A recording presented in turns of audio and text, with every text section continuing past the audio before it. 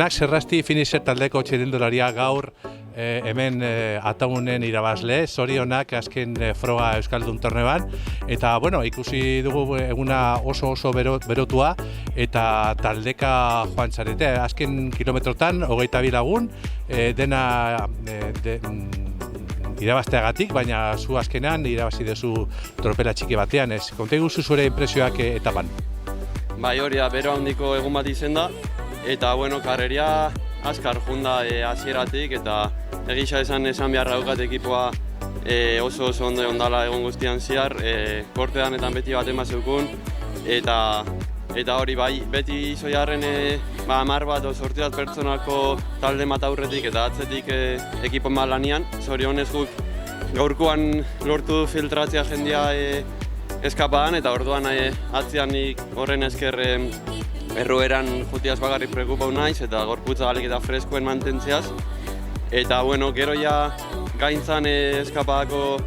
zati bat harrapo du, eta bueno, Lajarin ondio aurretik zoiarren, eta gu egisa esan pelotean komodo gehiatzen situazio hortan, eta bai egisa Laska omendin Asier Castilla eta Marco Martinek aurrera indabela, eta Lajarin harrapo dauela, eta hor pixkat puntutik eta dozkuela. Baina, bueno, anekixen hori igual ezala niretako portua proposena, eta gero ekaik kriston lan egin daue beste taldeki danen bezala, Ataun kaseta araño, eta azkenengo igoeran bezala heldu dut bajadan, eta azkenengo kurban lehenengo sartu naiz, eta marria ikusi otenean enean sinisten ondio.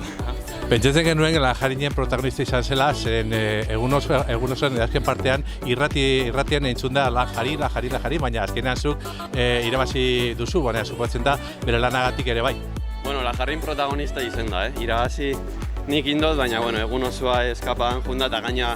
azkenengo kilometroan beak enfilau da gure taldean esprinta bal izeteko, hasi que garaipen hau behantzat eta ekipo osoantzat, danentzat benetan da, eta hori.